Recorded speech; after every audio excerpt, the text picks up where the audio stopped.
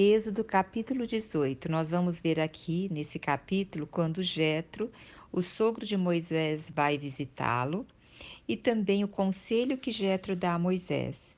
Então, no capítulo anterior, nós vimos o quê? Que Israel venceu os amalequitas. Israel estava lá no deserto de Sim, acampado em Refidim.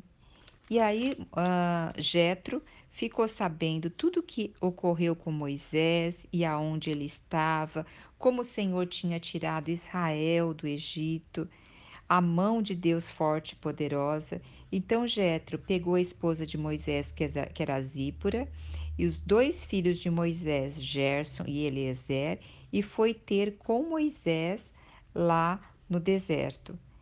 E só para fazer aqui no versículo 3, só para falar que Gerson, que foi o primeiro filho de Moisés, significa sou imigrante em terra estrangeira, porque Moisés estava vivendo naquela época em Midian, né? Moisés ficou lá durante 40 anos.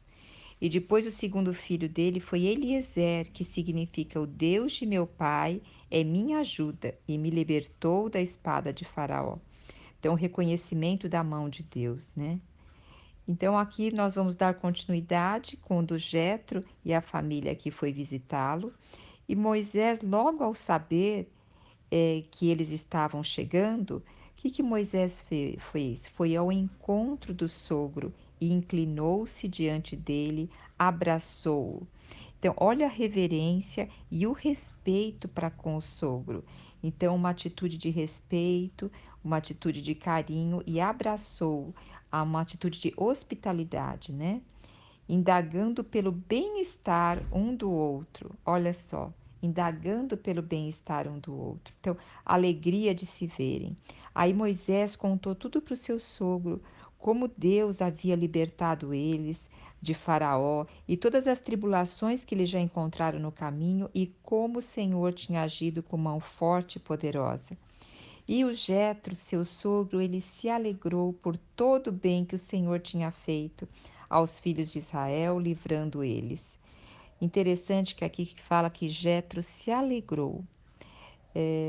Eu conheço um terapeuta que ele diz que ele dá alta para o paciente dele quando os pacientes se alegram com a vitória do seu próximo. E é aquele próximo que muitas vezes até o incomoda tanto. Porque é muito fácil a gente ser um na tristeza, mas na alegria, muitas vezes nós queremos que aquela alegria seja para nós, né? Mas aqui você vê Jetro, ele era sacerdote de Midian. E aqui ele viu que o seu genro sendo usado por Deus e ele se alegrou. Então nós temos que pedir a Deus que para nos alegrar com a vitória do nosso próximo, dos nossos familiares, dos nossos amigos, para ter esse coração sincero de alegria, né? E festejar com eles. Então Jetro, o que que fez? Bendisse a Deus. Porque olha, Jetro reconhecia Deus na vida de Moisés. E o que que Jetro fez? Ele ofereceu a Deus um holocausto e sacrifício.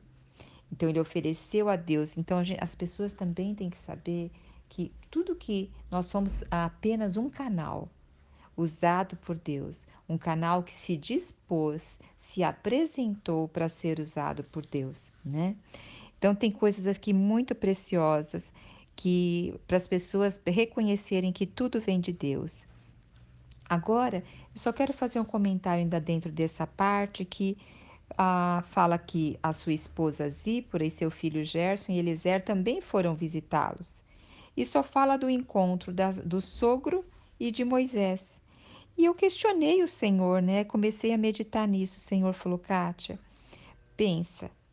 Primeiro, eu tenho aqui o meu objetivo principal, porque depois nós vamos ver o conselho de Jetro. Mostrar o relacionamento de um sogro com o genro, porque hoje o que acontece? Não se tem mais quase relacionamento. Muitas vezes são relacionamentos conflituosos entre sogra, entre sogro, e não tem mais aquele respeito, né? E também tem essa parte muito importante que Deus está nos mostrando aqui. E outra, nessa época, imagine para escrever como era.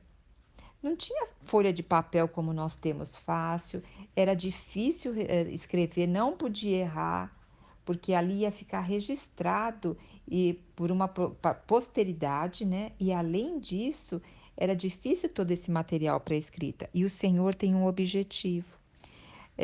Talvez um homem lendo não chame tanta atenção nisso, mas uma mulher lendo talvez chame atenção de falar da esposa e dos filhos e depois não comentar nada. Mas o Senhor, ele aqui tem propósito e objetivo. Se imagine um sogro que gostava do genro, era porque cuidava bem da sua esposa e dos seus filhos. Então o Senhor, ele tem sempre metas e objetivo. Muitas vezes nós estamos acostumados a ler um livro de romance, ver um filme onde tem toda aquela rebuscagem do ambiente, rebuscagem do relacionamento. Deus não, Deus é um Deus de propósito, ele é econômico em suas palavras. Ele está sempre focando na visão e na missão, e que nós também possamos ter essa visão e essa missão do nosso Deus, porque aí nós vamos deixar de nos preocupar com tantas coisas pequenas que atrapalham o nosso caminhar, não é verdade? Agora nós vamos ver aqui o conselho de Jetro a Moisés. Essa parte também é muito rica, riquíssima. O que Jetro fez? No dia seguinte, Moisés já foi para trabalhar. E Jetro começou a observar Moisés. Olha, Moisés no dia seguinte poderia ter falado: não, hoje eu vou tirar um dia de folga, vou ficar com a minha família, com meu sogro, vou ficar matando a saudade. Mas Moisés era extremamente responsável na presença do Senhor. E as pessoas vinham a Moisés todos os dias, logo pelo amanhecer e até o entardecer, as pessoas ficavam em pé e Moisés ia sendo assim um conselheiro, um julgador da causa de cada um. E Jetro começou a observar isso e vendo assim todo aquele povo ali, todo esperando que Moisés ouvisse eles e desse instrução para eles de como proceder. E Jetro falou assim para Moisés: que é isto que fazes com o povo? Por que te assentas sozinho e todo o povo está em pé diante de ti desde a manhã até o pôr do sol? Aí Moisés respondeu: é porque o povo vem a mim para consultar a Deus. Quando eles têm uma questão, ele vem a mim.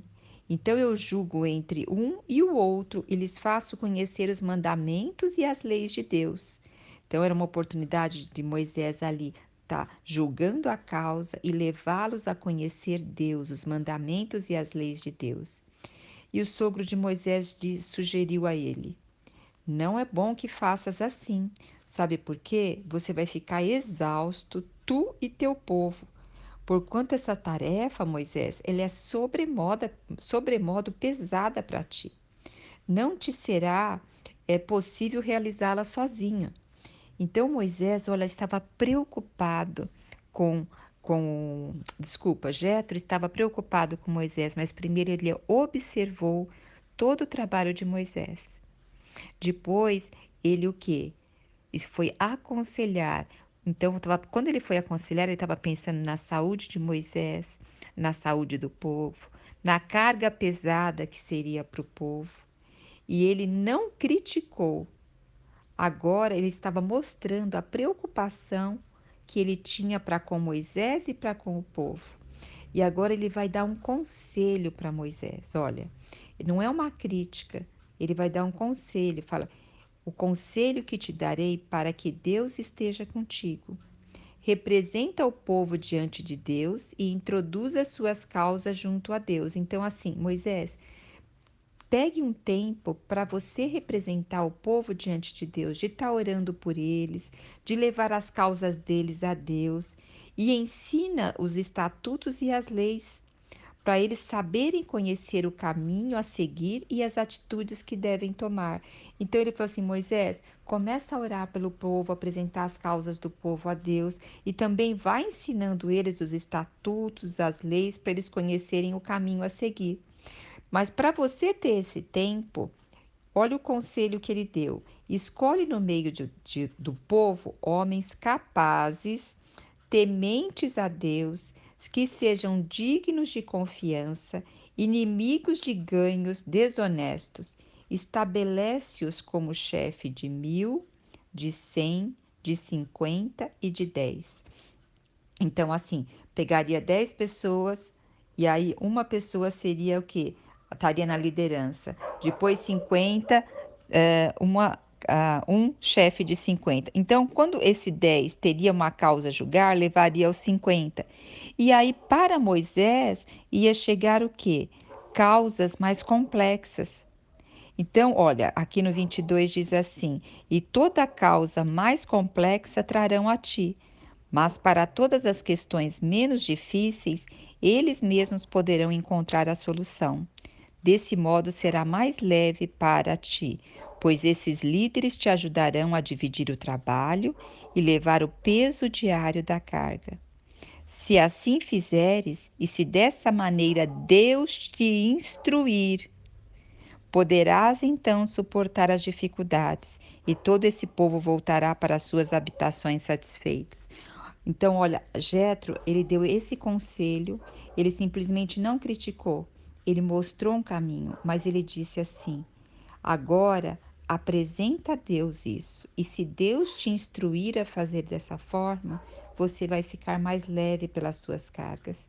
Então, muitas vezes, nós temos assim, muitas pessoas que já chegam interrompendo, ou melhor, hoje em dia as pessoas têm dificuldade de ouvir. Então, antes de você terminar, as pessoas já vêm te dando conselho. Tem pessoas que são hábeis em dar conselhos, conselhos, conselhos. E quando a pessoa faz muito isso, o que ela está demonstrando para a outra? Que ela é superior à outra. Aqui, primeiro, Jetro se alegrou com Moisés, ofereceram holocaustos ao Senhor, sentaram, conversaram. Depois Jetro observou lá o dia todo de Moisés, viu tudo o que acontecia. Com certeza ele era um sacerdote, ele consultava a Deus. E aí ele foi iluminado para mostrar um caminho para Moisés. E mesmo assim ele disse para Moisés: veja se é isso que Deus tem para você. Dessa forma. Então, olha que sabedoria de relacionamento nós vemos aqui. E também aqui Deus nos mostra como administrar o nosso tempo e como delegar atividades.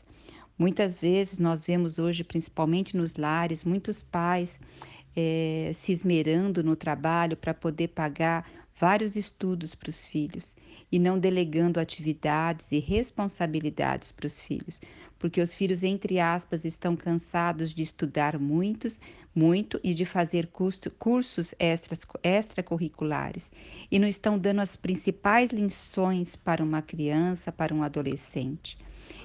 O que? De delegar tarefas e responsabilidades.